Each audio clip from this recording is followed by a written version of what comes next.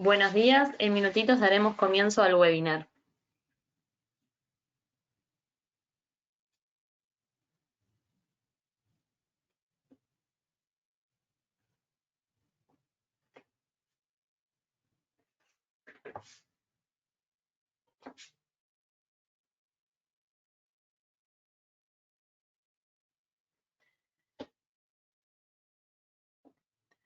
Buenos días, bienvenidos al webinar Gestionando el Negocios durante las crisis.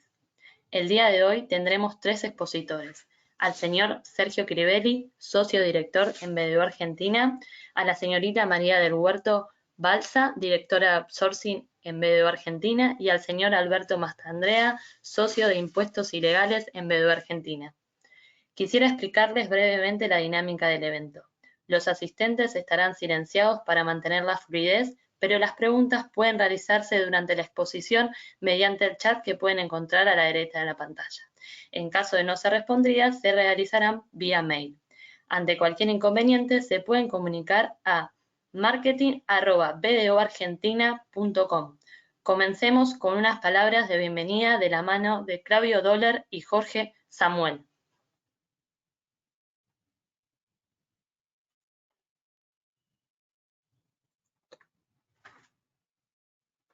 Buen día, gracias por estar en este evento que presentamos el IAF junto con BDO.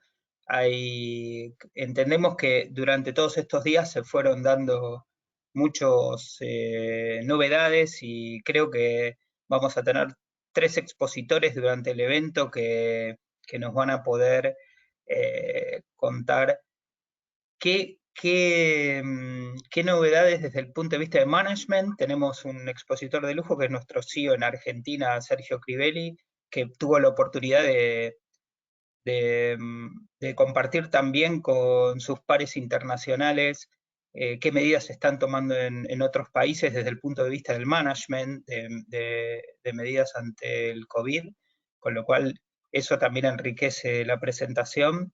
Y después, en el caso de Alberto Mastandrea y María del Huerto Balsa, vamos a tener las novedades desde el punto de vista fiscal y previsional. Un punto importante de esta presentación es que todo lo que tenga que ver con fiscal y previsional va a tener un fuerte énfasis en mantener el capital de trabajo. Es lo que hablamos con Diego y Jorge en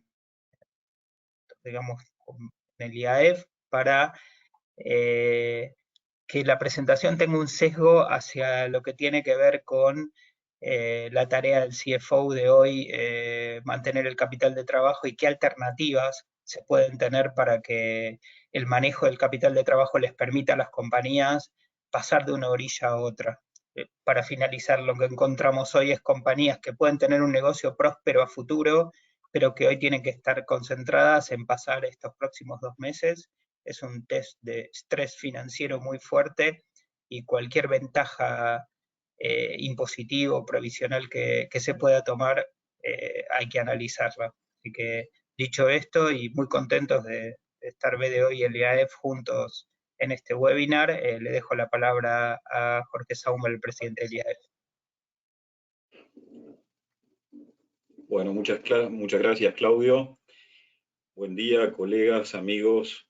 Estamos enfrentando, como todos sabemos, una situación inédita que nos desafía en varios planos. Aún para aquellos que peinamos canas, esto es totalmente excepcional.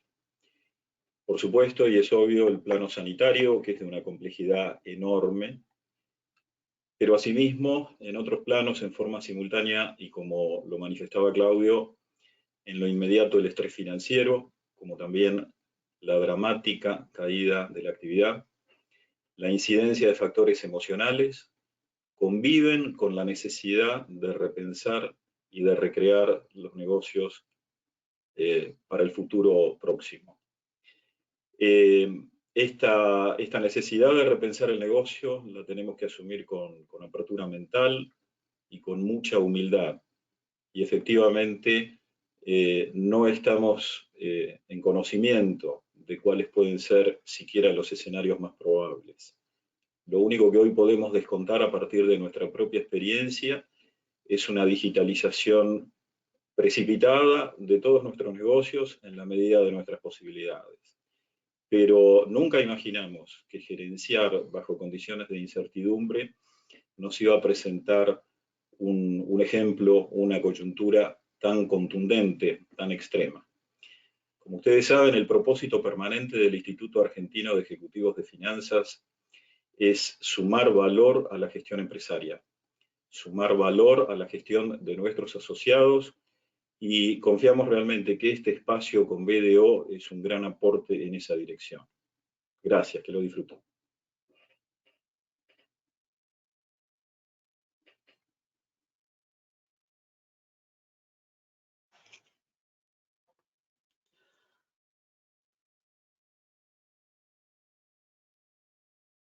Hola, buenos días.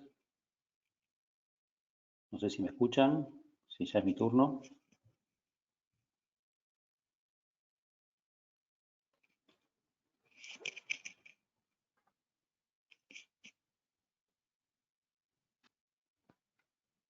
Hola.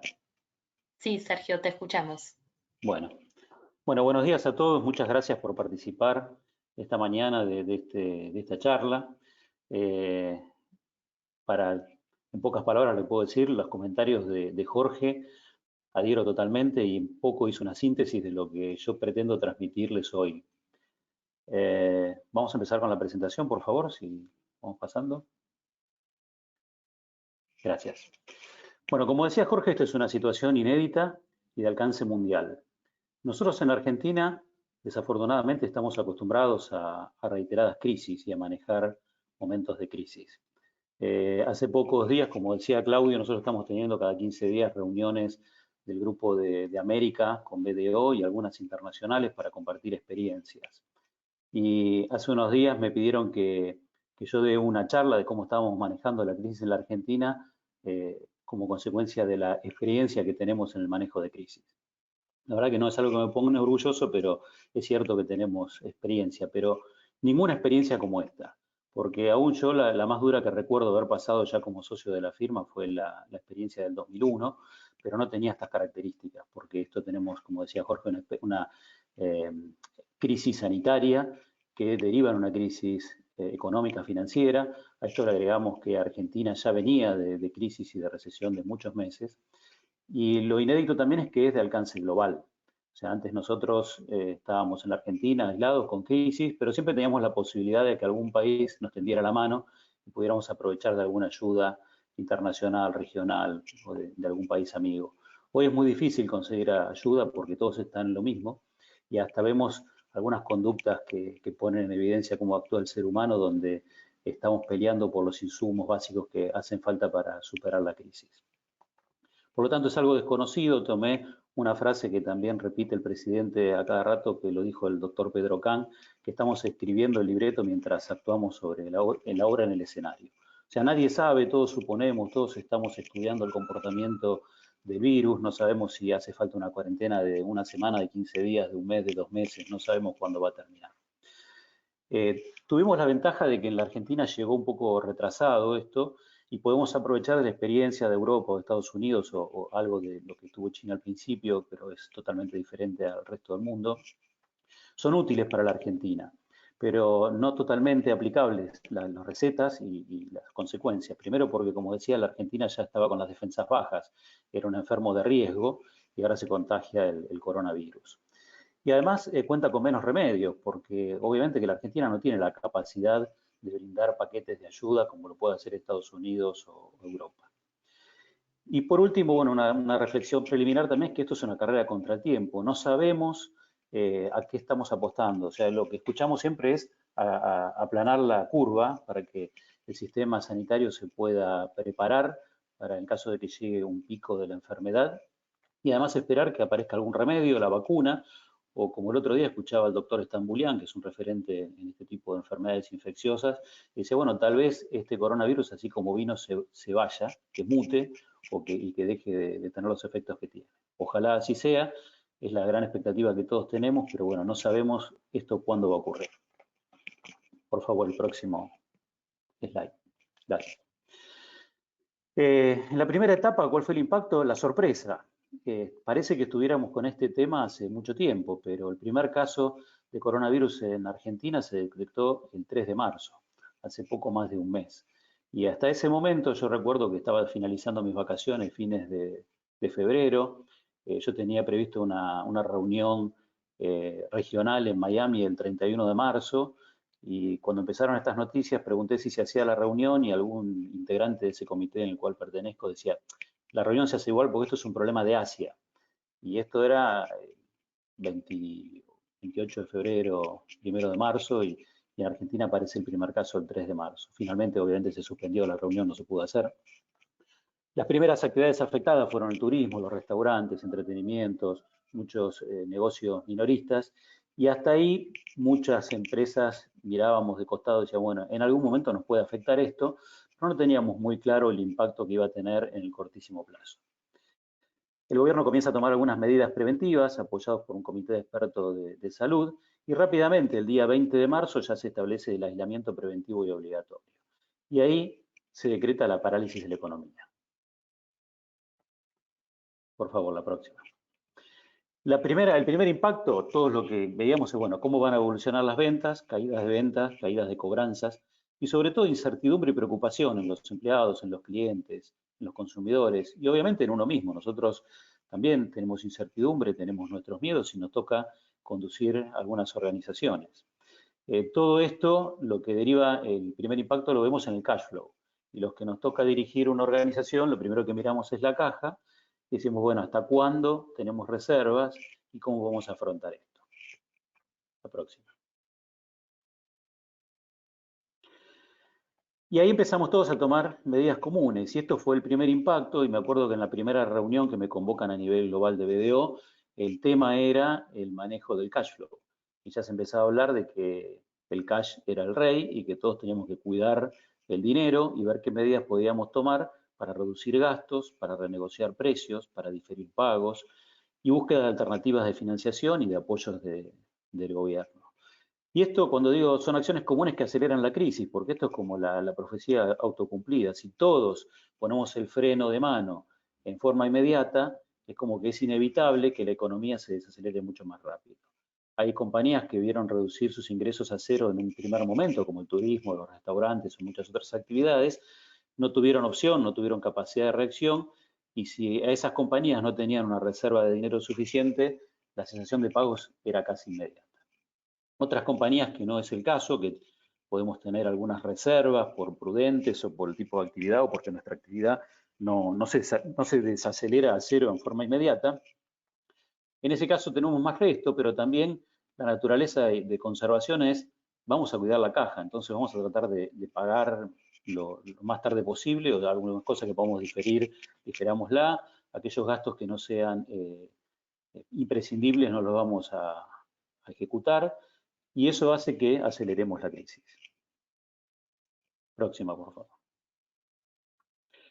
Y la gran pregunta ahora es cómo sigue. Esa fue la primera reacción, cuidó la caja. Ahora, ¿cómo sigue? Se extiende el aislamiento. Recuerden que el aislamiento empezó el día 20 hasta el 31 de marzo. Unos días antes del 31 de marzo nos dicen es hasta el 12 de abril. Unos días antes del 12 de abril nos dicen es hasta el 26 de abril.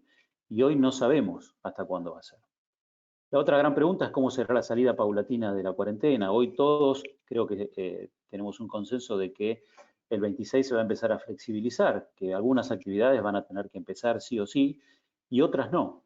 Otras van a ser opcionales. Nosotros tenemos la suerte que por el tipo de servicio que brindamos inmediatamente pudimos poner a nuestra gente a trabajar en sus casas y estamos dando un servicio casi normal. No tuvimos grandes problemas y seguramente no vamos a hacer una de las primeras actividades que nos van a permitir volver a nuestra normalidad. Y tal vez, aunque nos digan pueden volver a las oficinas por una cuestión de cuidar a nuestra gente y de prudencia, todo lo que podamos seguir haciendo de home office lo vamos a hacer. ¿Cómo será la recuperación económica? Y acá empezamos a ver un montón de informes de consultoras y la recuperación va a ser en B corta, en U, en L. La verdad que nadie lo sabe y esto va a depender también de la ayuda que pueda brindar cada uno de los países. ¿Y de qué plazo estamos hablando? Al principio, cuando uno veía esta crisis, decía, bueno, tengo que aguantar 15 días, tengo que aguantar 20, tengo que aguantar un mes, 2 meses, 3 meses. Hoy se habla de que esta pandemia puede durar 12, 18 meses, que finalmente es lo que se espera que o se descubra algún tratamiento médico o una vacuna que nos permita volver a la normalidad. Siguiente, por favor. ¿Cuál es el escenario que estamos viendo nosotros en el corto y mediano plazo? Una caída del PBI que va entre el 5 y el 10%. Todos sabemos que el Fondo Monetario Internacional estima una caída para Argentina del 5,7%, el gobierno estima algo más del 6%. Yo me animo a decir que el rango puede estar entre el 5 y el 10%. Recordemos que en el 2001 nos llevó a una depresión del PBI, en el año 2002, en realidad, del 11%. Vemos obviamente una caída en la recaudación, que ya este mes se va a hacer efectivo porque en marzo se paró, a partir del 20 se paró la actividad, y la caída del mes de abril, que los impuestos que se van a pagar en mayo va a ser aún mayor porque vamos a tener un mes de parate. La imposibilidad de tomar deuda, veremos cómo nos va, no sé finalmente si hoy o mañana van a presentar la oferta a los bonistas, y eso también será un punto de inflexión para ver con qué nueva situación nos vamos a encontrar. Todos somos conscientes de la gran emisión monetaria que hay para financiar el paquete de ayuda y para sostener el aparato estatal, la menor oferta de productos por el parate en la producción y en la economía, y todo esto va a derivar indefectiblemente en mayor inflación y en una devaluación que hoy, al tener cepo y mercado controlado, vemos que el dólar oficial que se usa para el comercio está controlado y no se disparó, pero ya tenemos los dólares bolsa, contado con liqui, dólar MEP, que ya están en valores de 110, 105, 108 por ahí. Ayer escuchaba al presidente del Banco Central a dos voces y decía que hoy iban a tomar algunas medidas que esperaban que calme un poco este mercado financiero, pero sabemos que es muy difícil bajar el dólar una vez que dio estos saltos tan altos. Siguiente, por favor. ¿Qué estamos viendo en el mediano o largo plazo? Más allá de los efectos en la economía, estamos viendo, como hoy se habla, de la nueva normalidad, que esta crisis va a dejar un nuevo mundo, que va a haber cambios en la forma de hacer negocios, que va a haber una aceleración en la transformación digital, que va a haber cambios en la forma de relacionarnos entre las personas, que va a haber un mayor proteccionismo de los países, cierres de las economías, y que va a haber diferentes estímulos por país dependiendo de las capacidades. El otro día en una conversación con el CEO de América, que es un socio de Estados Unidos, me contaba que, por ejemplo, Puerto Rico, por ser un estado asociado de Estados Unidos, recibió un paquete de ayuda que nuestra firma en BDO en Puerto Rico ya estaba recibiendo, que le depositaban directamente en su cuenta bancaria el equivalente a 4 meses de sueldo. Era parte del paquete de ayuda que venía de Estados Unidos. Directamente un subsidio. Lamentablemente acá nosotros, para que nos den un préstamo de un mes de sueldo al 24% anual a pagar en 12 meses, tenemos que hacer malabares, que cada país va a tener realidades diferentes. Esto es interesante porque nosotros veníamos hablando durante todo el año pasado sobre, por ejemplo, la transformación digital, el cambio en los negocios, y era algo que se venía. Uno leía muchos libros donde hablaban de cómo iba a cambiar el trabajo, cómo iba a cambiar la sociedad a partir de la transformación digital. Bueno, esto acelera este proceso y además va a haber otros cambios, porque yo me imagino una salida de la cuarentena donde le digamos a la gente, se levantó la cuarentena, volvamos a la oficina, y mucha gente no va a querer volver.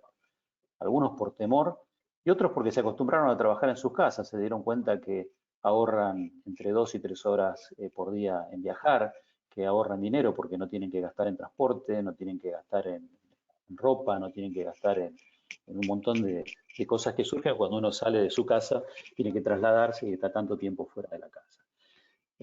Y así como eso va a haber un montón de cambios. Yo no sé cuándo cada uno de nosotros va a volver a ir a un restaurante, cuándo va a volver a salir de vacaciones, va a tomar un avión.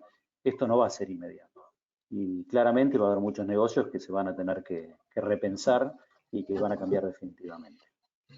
Siguiente, por favor. Y acá nos replanteamos otra cosa, es decir, bueno, ¿dónde está mi empresa y cómo impactarán los cambios? Hasta ahora lo que teníamos que ver era el cash. La primera reacción fue cómo cuido el dinero y hasta dónde tengo combustible para llegar a cruzar el río hasta la otra orilla. Bueno, hoy tenemos que estar pensando qué estamos haciendo hoy para seguir a flote. Eso es algo permanente y muchos de ustedes que son ejecutivos de finanzas seguramente están abocados a esto. Pero además tenemos que pensar cómo podemos hacer hoy para el día después. ¿Cómo va a quedar mi empresa posicionada para ese día después, para la nueva normalidad? Y en eso tenemos que pensar qué podremos hacer en el mediano plazo para adaptarnos al nuevo escenario. Por lo tanto, lo que debemos hacer hoy como líderes de las organizaciones es trabajar en la coyuntura para poder llegar hasta la otra orilla, pero además repensar la estrategia de la empresa en forma simultánea. Esto es un poco el mensaje de hoy y para cerrar, listé una serie de temas a tener en cuenta y cómo deberíamos actuar como líderes de las organizaciones. Primero, el liderazgo es fundamental. Y en esto el liderazgo se transforma en la comunicación. Tenemos que estar muy comunicados con toda nuestra organización, darle mensajes a nuestra gente, tener una visión positiva del futuro.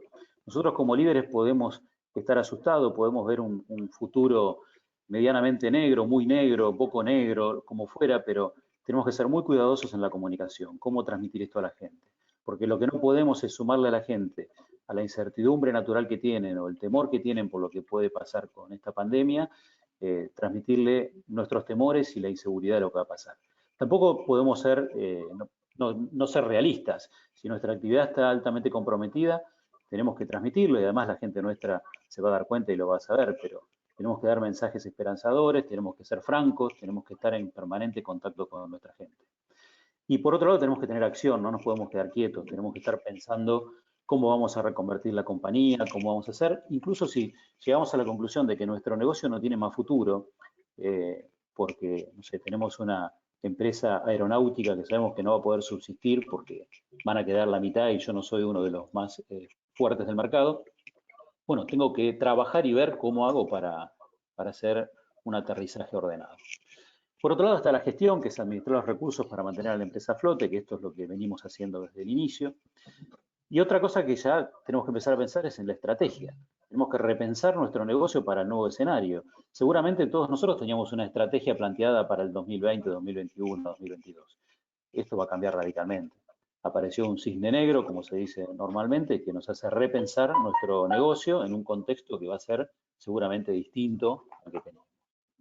Poner foco en las personas, tenemos que cuidar a nuestra gente, que serán fundamentales para el futuro. Cuidar a nuestra gente no es nada más que hacerle usar el barbijo.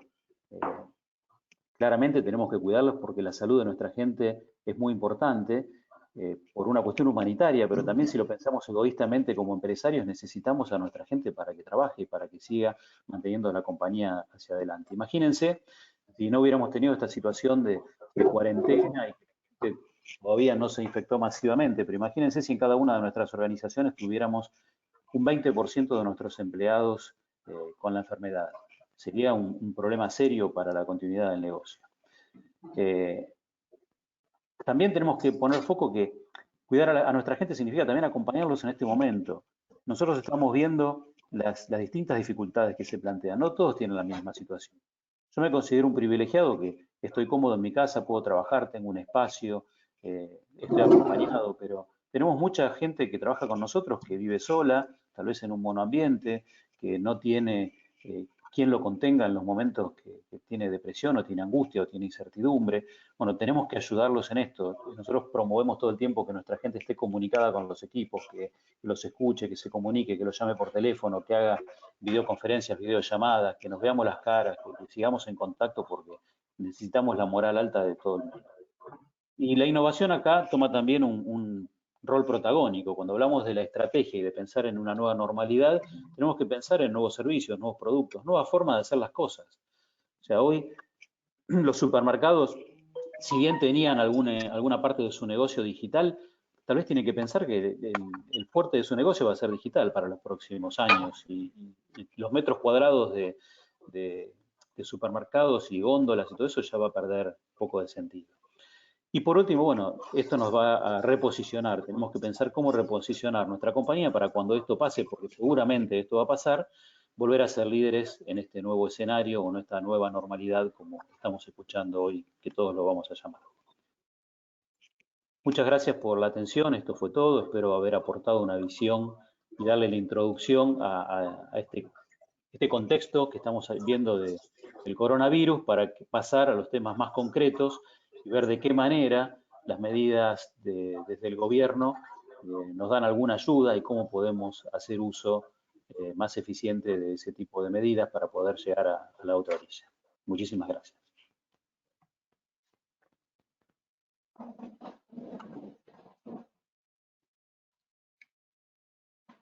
Hola, buenos días a todos. Muchísimas gracias por dejarme participar en este encuentro. Bueno, a mí hoy me toca hablar un poco más de la parte técnica, digamos, o un poco más específica de cuáles son los beneficios y cuáles son las medidas tomadas por el gobierno para ayudarnos a mantener este capital de trabajo que estaba hablando recién Sergio y Claudio. Bueno, si quieren vamos a empezar ya con la presentación. La presentación se va a basar en una explicación sobre los alcances prácticos del decreto 332 de 2020. Este decreto, como todos sabemos, es el DNU sancionado por el Poder Ejecutivo, donde nos menciona cuáles son los beneficios que las empresas pueden acceder para poder solventar ya sea el pago de la nómina, pago de los salarios o pago de los impuestos relacionados con la nómina, los impuestos de seguridad social. Después sobre algunos otros decretos que fueron ampliando estos beneficios, y lo más importante hoy es, bueno, ¿cómo lo implemento? ¿Cómo puedo acceder a esos beneficios? Podemos pasar el slide. Bueno, lo primero que voy a mencionar es cuáles son los beneficios vigentes. Algo muy importante es que cada contribuyente, cada compañía va a poder elegir uno o varios beneficios. ¿Cuáles van a ser los beneficios? Los voy a mencionar en forma general y después vamos a ir puntual cada uno porque cada beneficio va a tener un condicionante diferente o alguna característica particular. El primer beneficio es la postergación o el pedido de reducción hasta un 95% de las contribuciones del sistema previsional argentino, lo que nosotros llamamos SIPA. El segundo beneficio es el otorgamiento de una asignación compensatoria al salario para empresas cuya nómina es hasta 100 empleados y que son destinados a personal dentro del convenio colectivo de trabajo. Tercer beneficio es el otorgamiento del repro. También es una asignación compensatoria destinada al salario, pero la diferencia es que es para empresas cuya nómina es mayor a 100 empleados y con personal dentro del convenio colectivo de trabajo. Esos tres beneficios son los destinados a las compañías, y en este decreto también incluye un cuarto beneficio que es destinado a los empleados, donde fija el seguro de desempleo con un mínimo de 6.000 pesos y un máximo de 10. Bien, ahora vamos a ver cada uno de los beneficios por separado para ver cuáles son las características o cuáles los requisitos que tengo que cumplir para poder acceder a cada uno de esos beneficios. Podemos pasar a la siguiente hoja. Bien, como había dicho, el primer beneficio estábamos hablando de que existe la posibilidad de pedir la postergación del pago de las contribuciones del SIPA o la reducción hasta un 95% de esas contribuciones del SIPA. Bien, si bien ese beneficio está en un único inciso, se separan dos. Yo puedo elegir la postergación del pago de las contribuciones o la reducción hasta el 95% de esas contribuciones del SIPA. Bien, entonces puedo elegir uno de esos dos por cada periodo mensual, eso es importante. Yo en el mes de marzo solamente estuvo habilitado lo que fue la postergación del pago de las contribuciones del SIPA. Ahora en el mes de abril yo voy a poder elegir la postergación de la contribución o la reducción de la contribución hasta el 95%.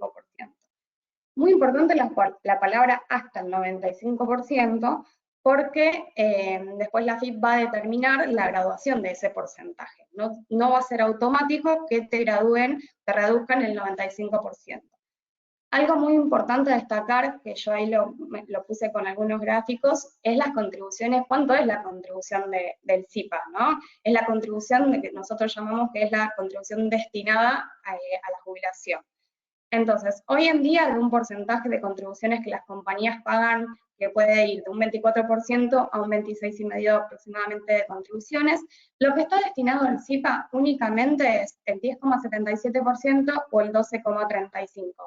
No quiero ser muy técnica en esta presentación, pero es importante mencionarlo, porque no es el total de las contribuciones que uno paga habitualmente, mensualmente con las cargas sociales, sino que es un pequeño porcentaje. Bien, todo ayuda, pero lo que quiero que quede bien claro es que no es el total de las contribuciones. Pasamos al segundo slide. Bueno, el segundo beneficio, como mencioné, es la asignación compensatoria al salario.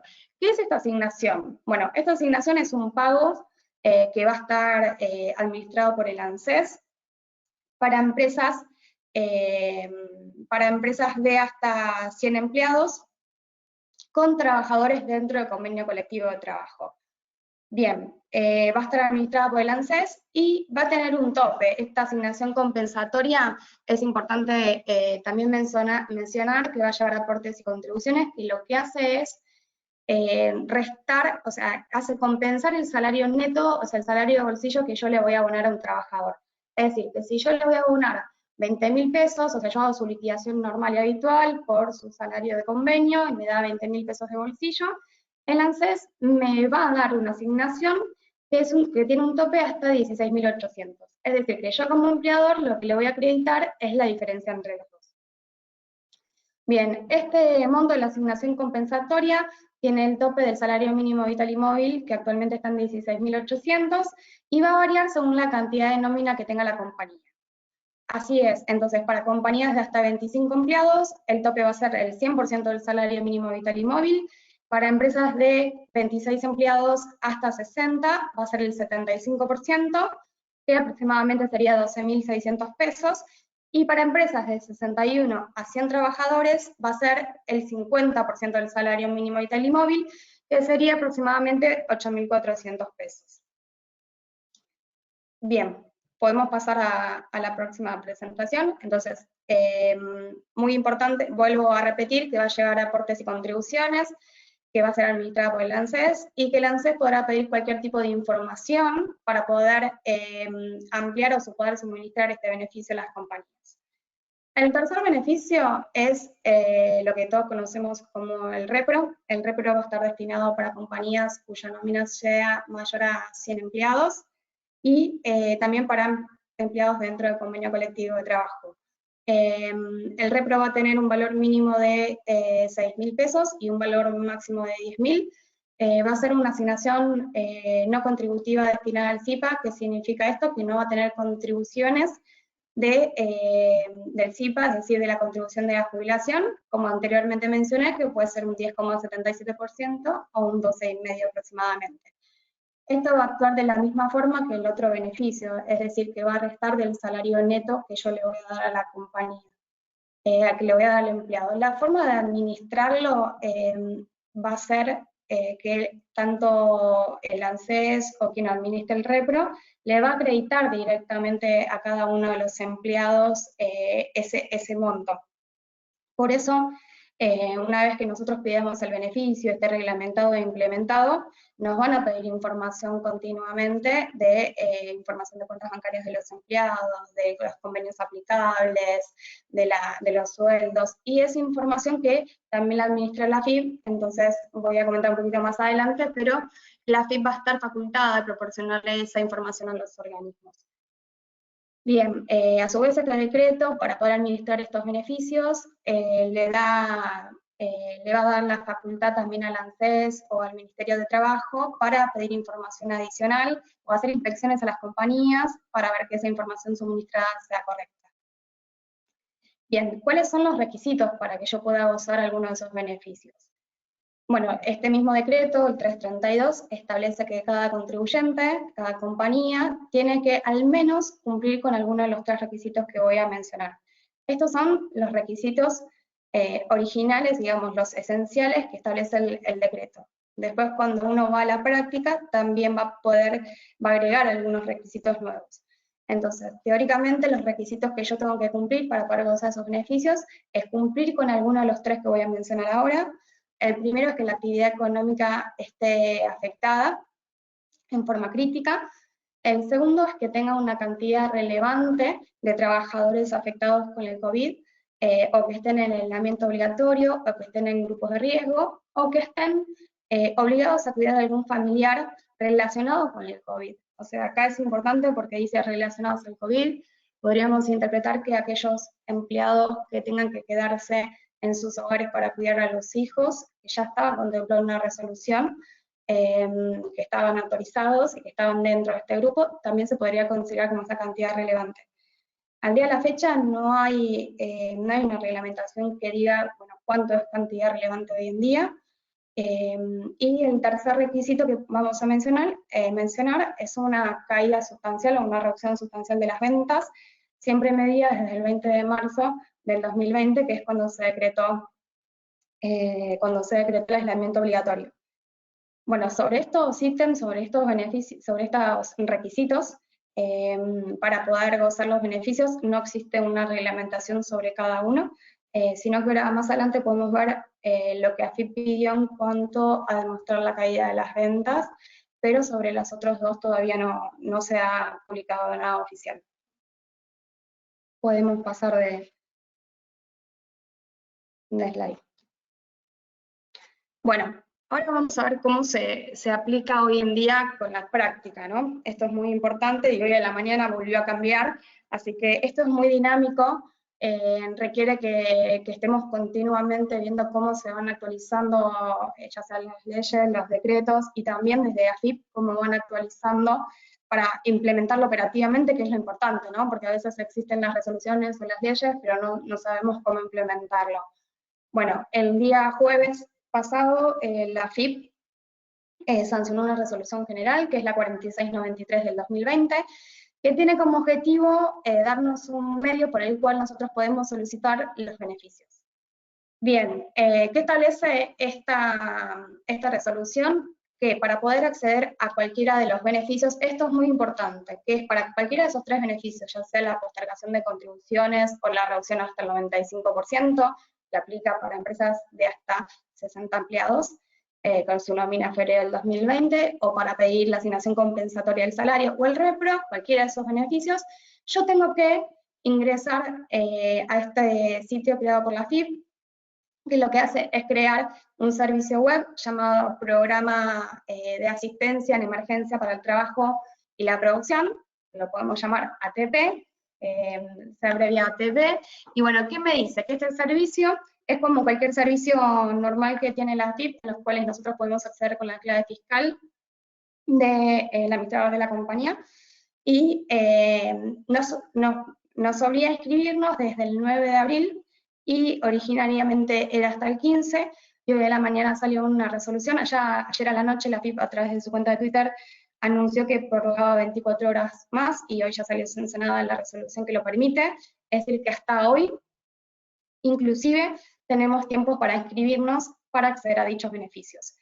Bien, entonces primero lo que había que hacerse es inscribirse en los beneficios, y algo importante a mencionar, como dije, es que la inscripción me permite acceder a estos beneficios, pero también a cualquier beneficio futuro que el gobierno después determine con algún otro decreto o alguna resolución.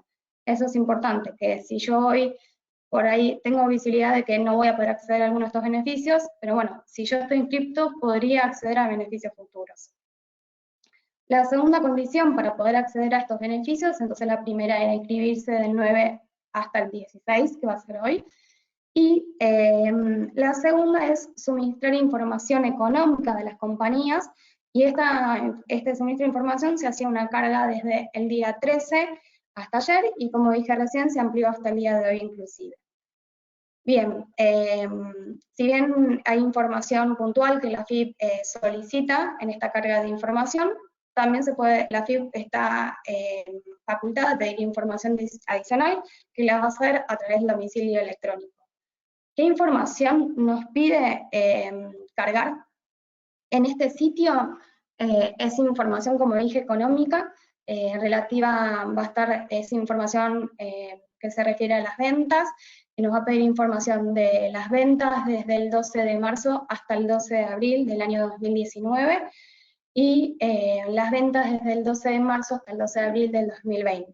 En principio pedía eso el lunes 13, que fue cuando se empezó la carga, y horas después se empezó a incorporar información que teníamos que suministrar también, como puede ser información sobre las colocaciones financieras en moneda extranjera, la colocación de información sobre las colocaciones financieras también en moneda local, información sobre los saldos en las cuentas bancarias de las compañías y de los plazos fijos, información sobre los plazos en moneda extranjera, sobre los pasivos en moneda extranjera, perdón, y esos eran los datos fundamentales que nos estaba pidiendo.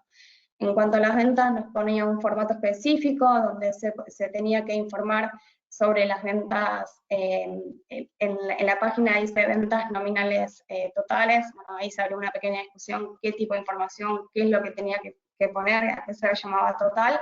Bueno, la FIP después aclaró que se refería a las ventas netas de impuestos, y en el caso que algún contribuyente haya cargado de forma diferente esas ventas, aclaró que no es necesario rectificar, sino que había que tener el mismo criterio para informar las ventas en los 2 años. Podemos pasar.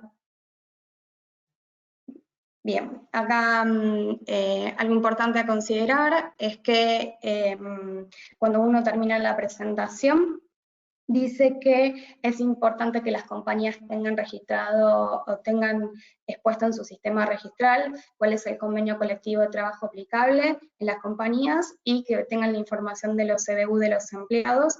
Esto porque, como les expliqué hace un ratito, va a ser información que van a necesitar para poder otorgar el repro o la asignación compensatoria del salario, y lo que pretende esta resolución también es que la FIP sea el intermediario proporcional de esa información.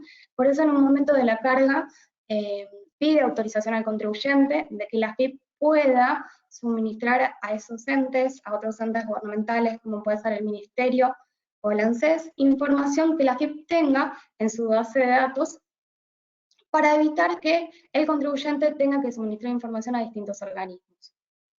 Bueno, hay algo que dice ahí, que pueden leer acá, puse ahí un ejemplo que era el monto nominal suministrado para las ventas, que bueno, lo acabo de explicar, porque pues armó una discusión estos días de qué informo, cómo lo informo, y bueno, después la FIP salió a aclarar que estábamos hablando de ventas netas de impuestos. Podemos pasarla.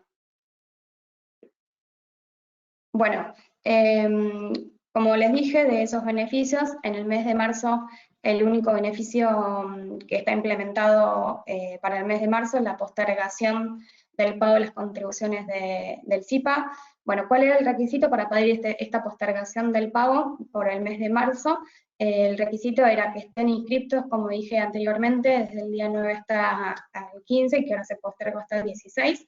Y el otro beneficio es que la actividad de la compañía tenía que estar encuadrada dentro de un listado de actividades publicadas por la FIP. Ya con esas 2 condiciones, automáticamente al hacer el pedido, la FIP permitía la postergación del pago por 60 días, por eso ahí pueden ver los vencimientos que empiezan a correr a partir de junio del 2020 para el periodo de marzo. Bueno, acá ya termino la presentación, espero no haberlos aburrido por ser tan técnica la presentación, pero bueno, es importante que sepan cuáles son los beneficios vigentes y cómo acceder a ellos, que es lo más importante, porque son periodos de tiempo muy cortos en los cuales hay que presentar toda la información y tenemos que estar atentos para poder acceder ya sea a estos beneficios o beneficios futuros.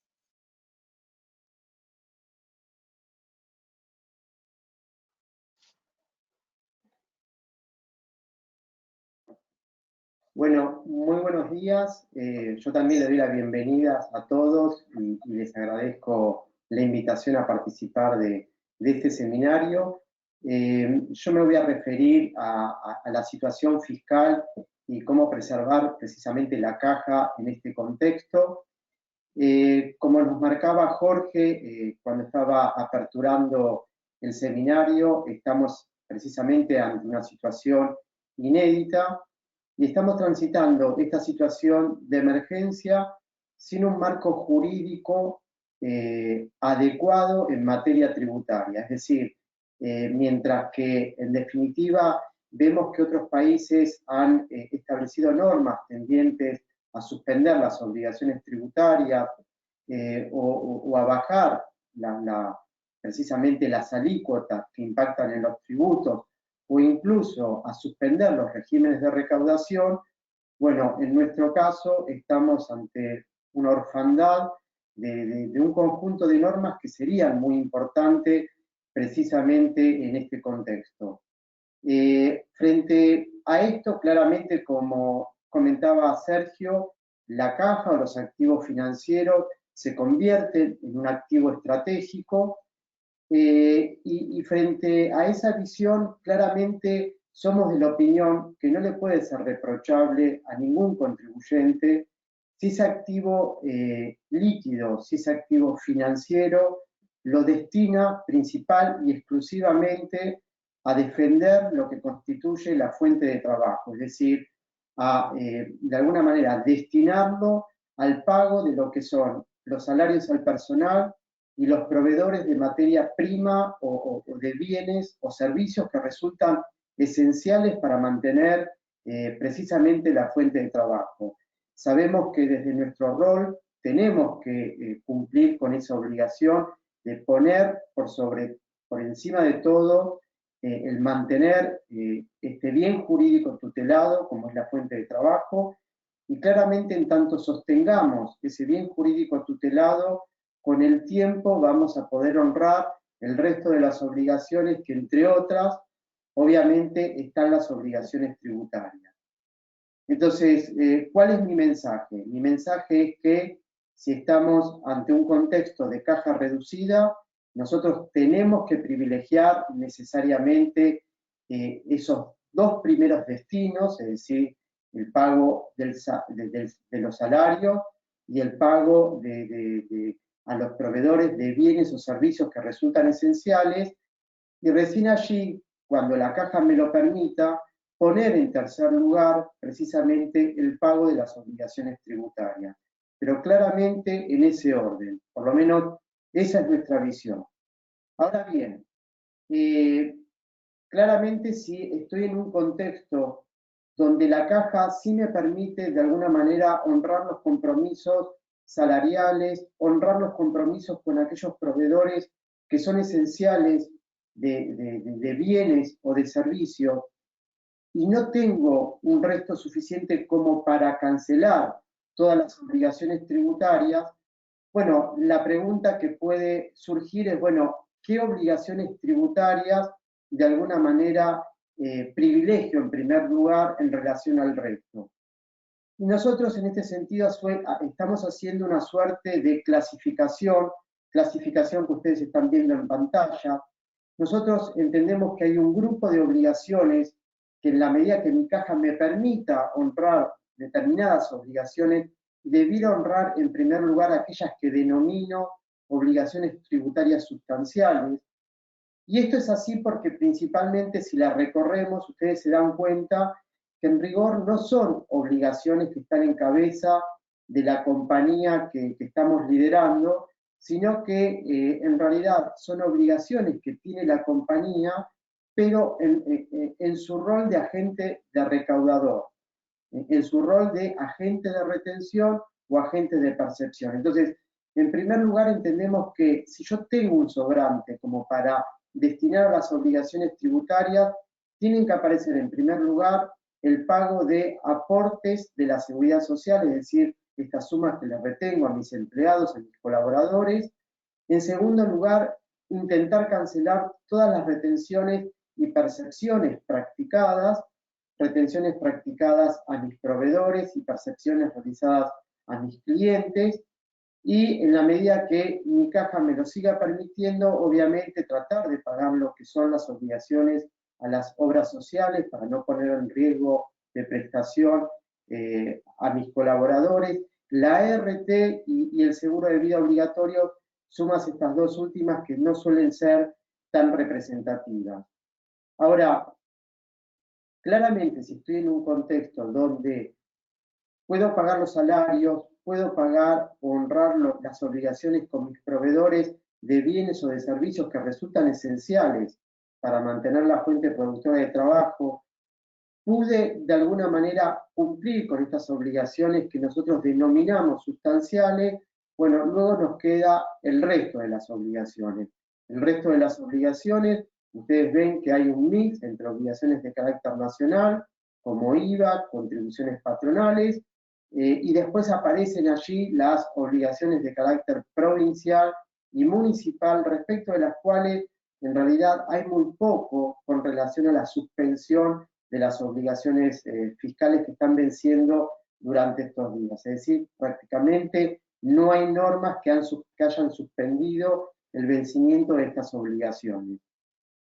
Claramente, si estoy en un contexto donde yo como empresa no puedo honrar ni siquiera las primeras o las puedo honrar, pero de manera reducida. Lo que tengo que evitar por estos tiempos es distraer fondos para el pago de honorarios al directorio o retiros a los accionistas, porque claramente en el pasado, si bien obviamente no tenemos experiencias de crisis tan severas como las que estamos transitando, sí, lamentablemente nuestro país pasó por otras crisis en donde de alguna manera esta situación fue analizada particularmente por el fisco, y en aquellos entes en donde de alguna manera no podían honrar con sus obligaciones tributarias, pero al mismo tiempo sí de alguna manera disponían fondos para el pago al directorio o a los accionistas, esa circunstancia fue tenida en cuenta como un hecho negativo para de alguna manera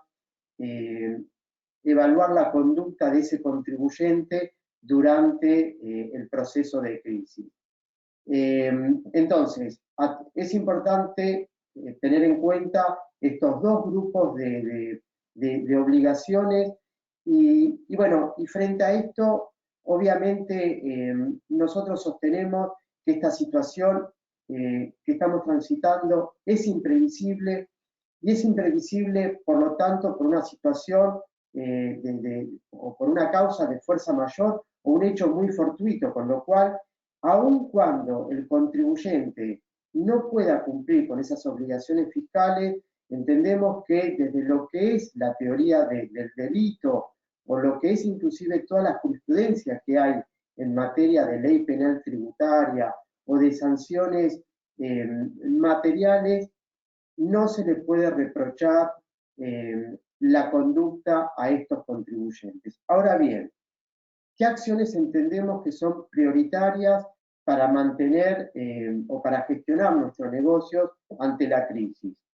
En primer lugar, tener en cuenta los planes de facilidades de pago que existen.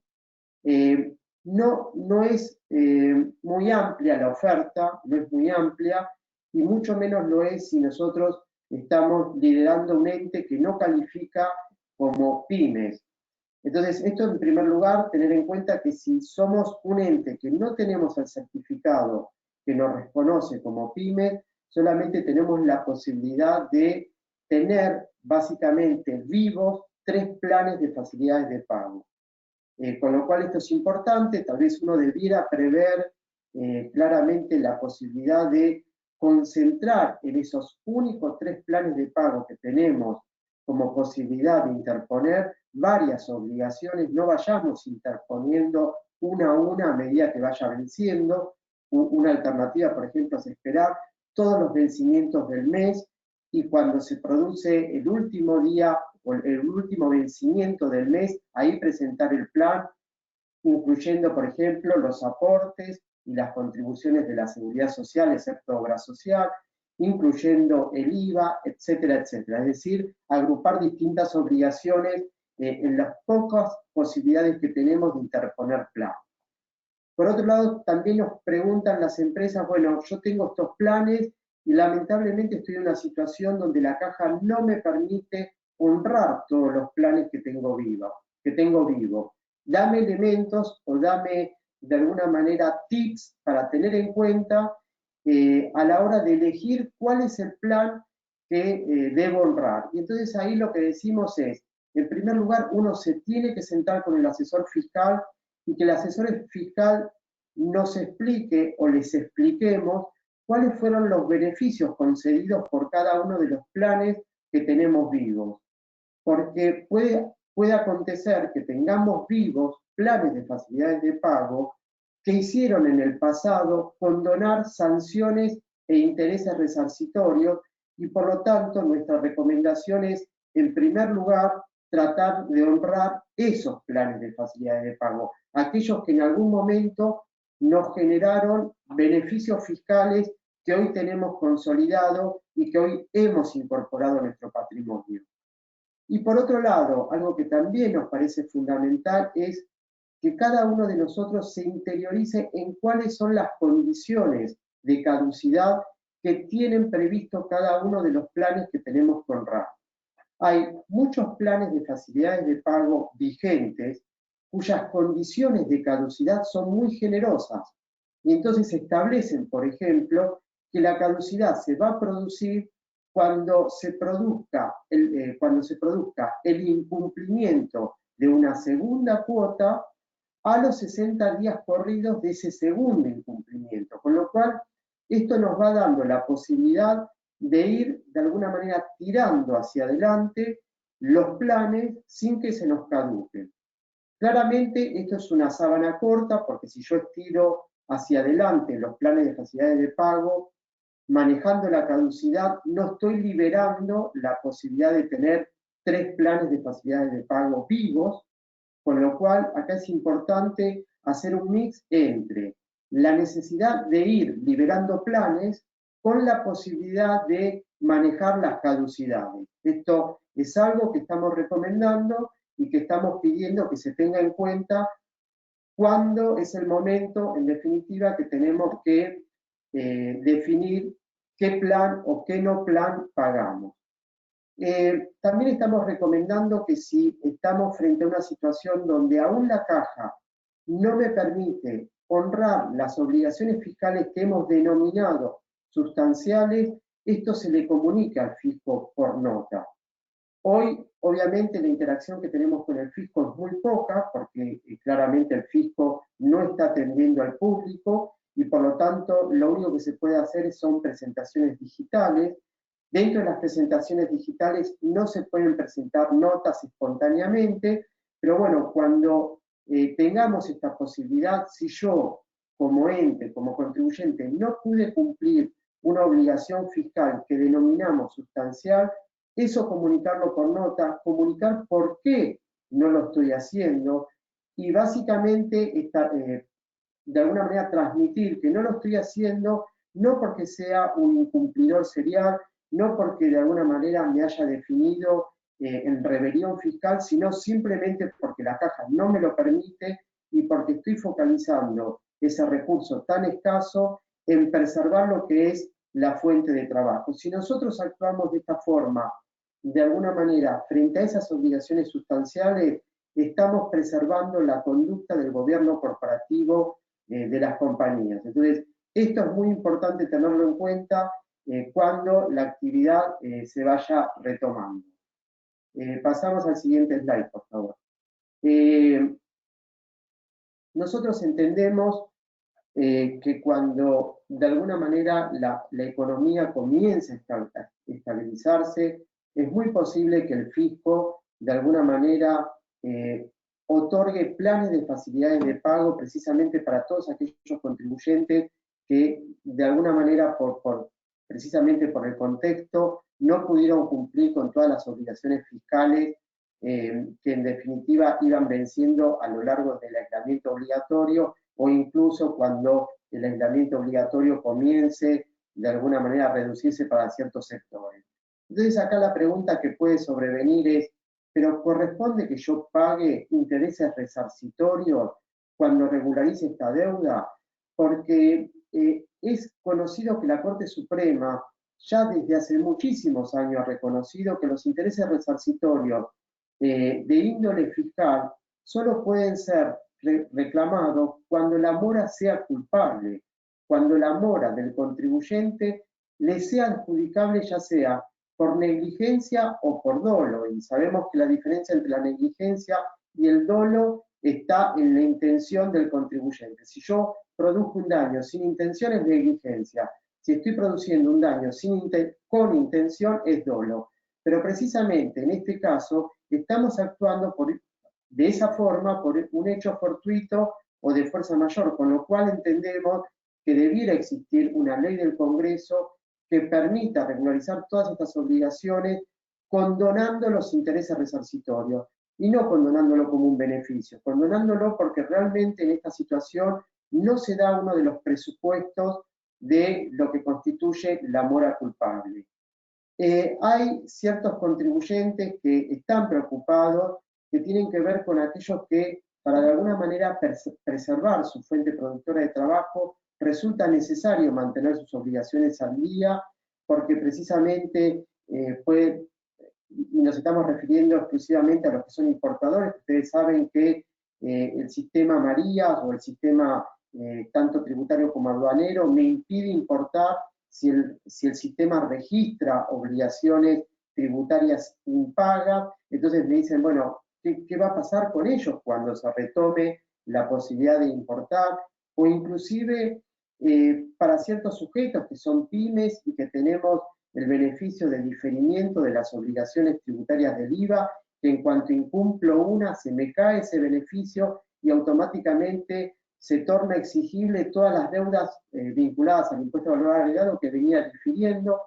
Claramente desde los distintos ámbitos que estamos participando, ya sea el Consejo Profesional o la Asociación de Estudios Fiscales, le estamos pidiendo al fisco y principalmente a la AFIP que tenga en cuenta y que libere estos controles, por lo menos los primeros tiempos, y que no le impida a un importador liberar la mercadería a plaza, aun cuando no tenga todas sus deudas vencidas ingresadas. Todavía no tuvimos respuesta, sabemos que se está evaluando. Bueno, mientras que no se tenga respuesta, el tema de usar los planes de facilidades de pago, tratando de pensar lo acotado que tiene la cantidad de planes cada uno de nosotros y tratar de agrupar las obligaciones que se vayan venciendo, es fundamental. Por último, un aspecto que no queríamos dejar de mencionar es, como es el corazón básicamente de esta presentación, uno tiene que defender la caja. Como tiene que defender la caja, tenemos que ser muy proactivos en tratar que esa caja no se distraiga en obligaciones que podemos diferir o que podemos de alguna manera no ingresar. Y me estoy refiriendo exclusivamente al pago de los anticipos a cuenta de futuros impuestos o incluso hacer pasible de retenciones de ganancias de los pagos que me vayan haciendo mis clientes. Tenemos que saber que el Fisco Nacional principalmente tiene trámites que son muy ágiles para reducir estas dos obligaciones. Una es una obligación, como es el pago de los anticipos a cuenta de futuras obligaciones. La otra, si bien no es una obligación, me va a permitir de alguna manera tener contacto con mayor cantidad de flujo monetario, si es que de alguna manera solicito la exclusión de estas retenciones.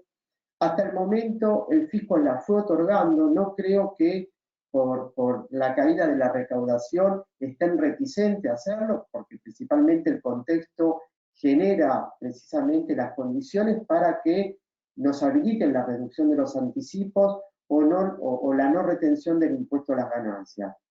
Lo propio tendríamos que hacer con las obligaciones provinciales. Somos conscientes que en materia de obligaciones provinciales solicitar una constancia de no retención o de atenuación es más difícil, pero en este punto debiera ser de alguna manera como un mandato del grupo de los expertos en materia tributaria, estar trabajando para de alguna manera contribuir con la administración de la caja a bajar todas estas obligaciones, porque acá sí tenemos mecanismos para no quedar como incumplidores.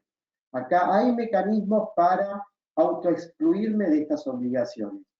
Bueno, con esto finalizo mi presentación.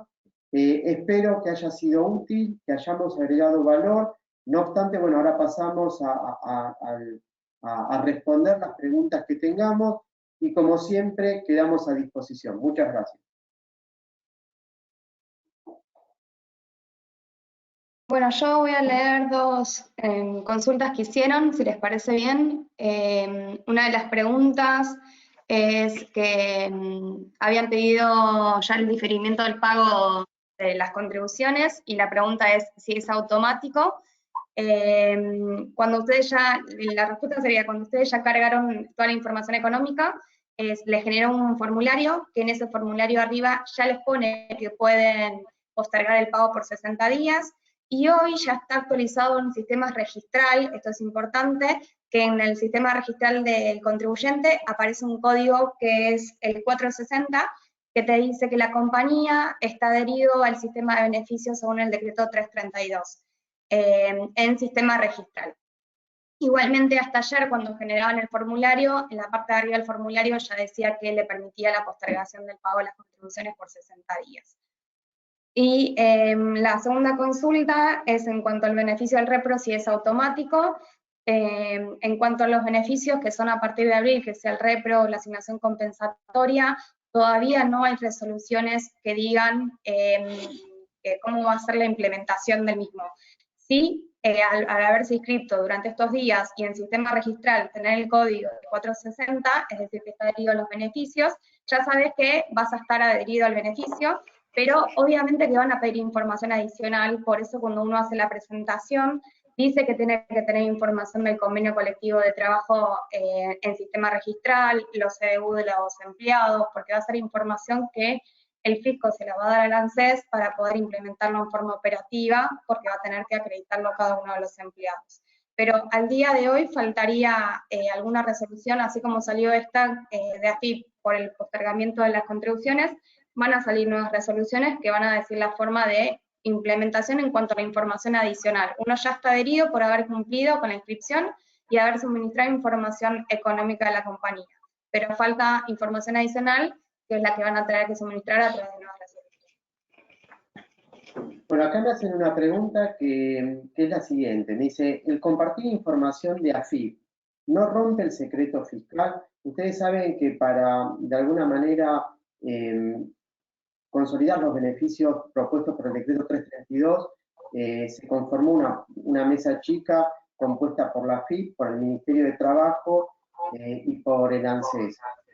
Claramente para que la AFIP pudiera compartir estos datos patrimoniales que comentaba María, que nos está pidiendo el sistema, la propia AFIP está solicitando que uno renuncie al secreto fiscal precisamente para evaluar si uno es beneficiario de alguno de estos beneficios dispuestos. Allí se generó preocupación por pensar que también uno estaba renunciando al secreto fiscal de los accionistas o del directorio. Realmente nosotros no es la lectura que estamos haciendo, es decir, claramente sí tenemos que renunciar al secreto fiscal del ente que está aplicando para los beneficios, porque allí hay información patrimonial que va a ser evaluada por esa mesa, que va a evaluar los beneficios y el otorgamiento de los que crea conveniente.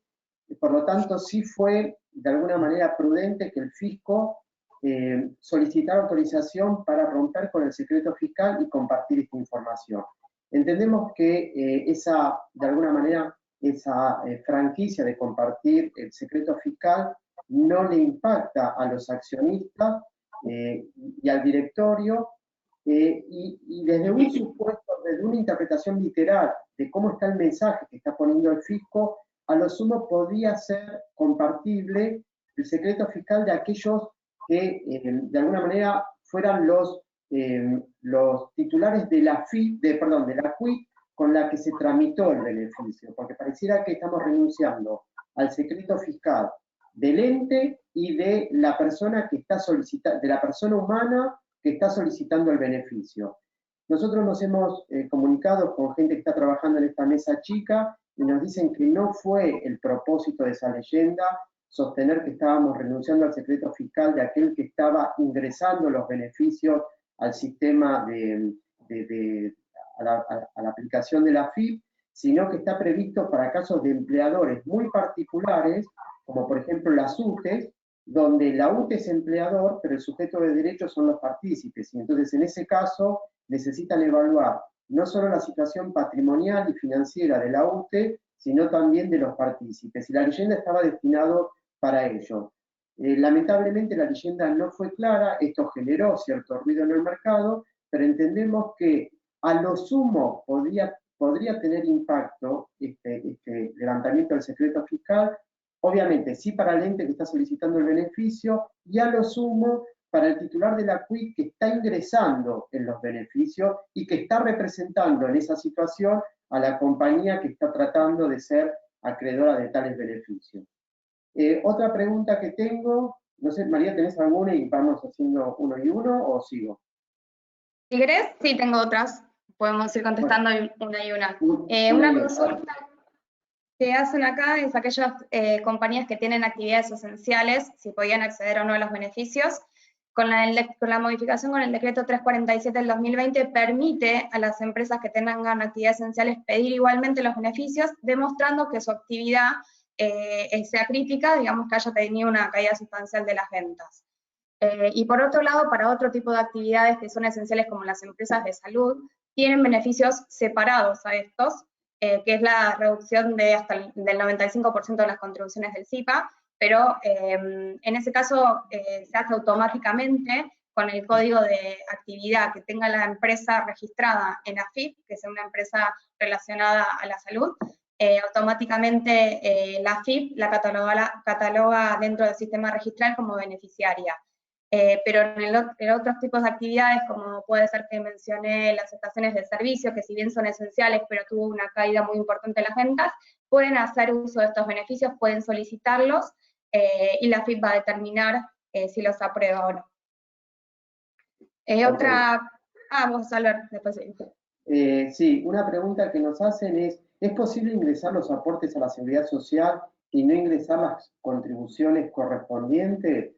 Sí, es posible ingresar una parte y no ingresar el todo. Claramente, nosotros cuando presentemos la declaración jurada, estamos exteriorizando el 100% de las obligaciones, pero luego eligiendo solo una parte para cancelar. Yo le pido a Juan, que es quien nos hizo esta pregunta, que luego se comunique en privado y si tiene algún problema vinculado a la instrumentación sistémica de esta posibilidad, lo asistimos como para que pueda lograr este objetivo.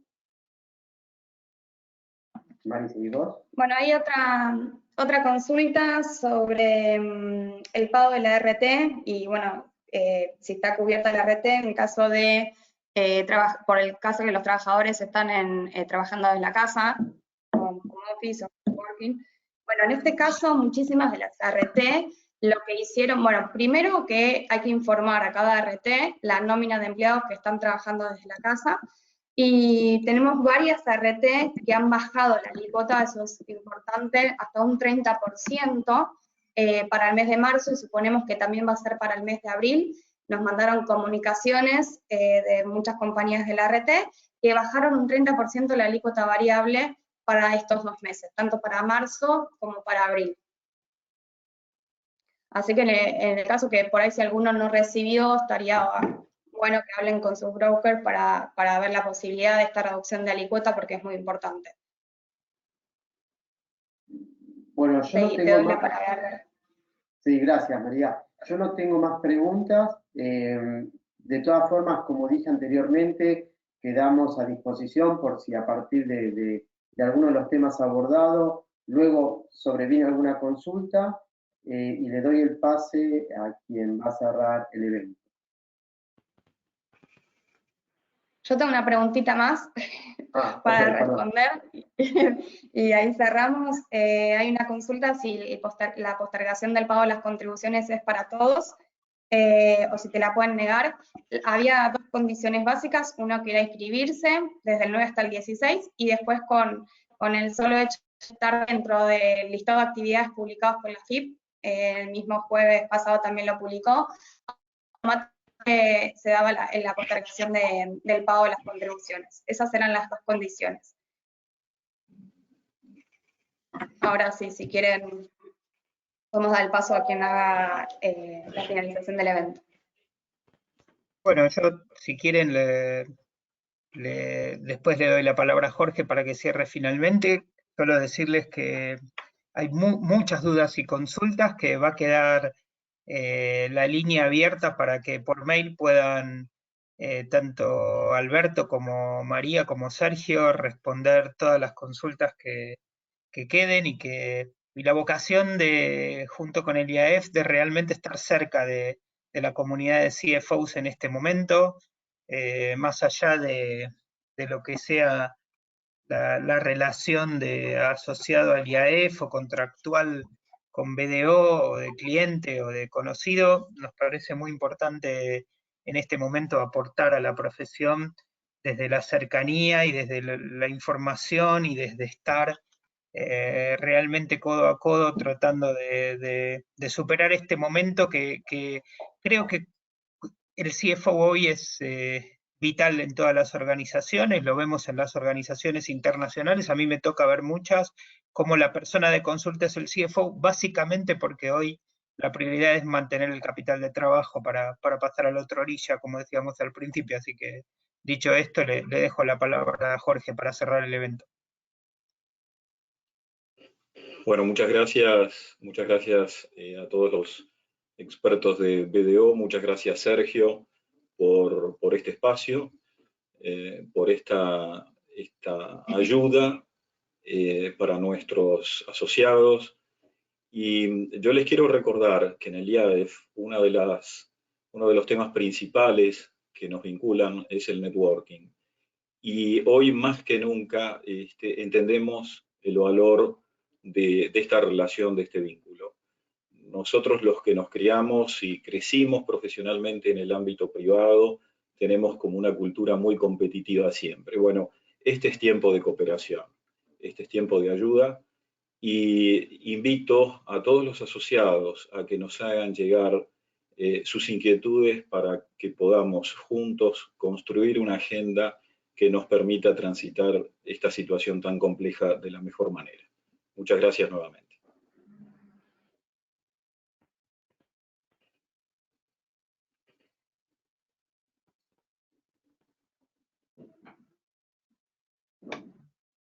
Gracias a todos por participar. Vamos a esperar por si quieren volver a consultarlo. Y como ya mencionaron, nuestros mails están a disposición de ustedes. Muchas gracias a todos. Gracias, buenos días a todos.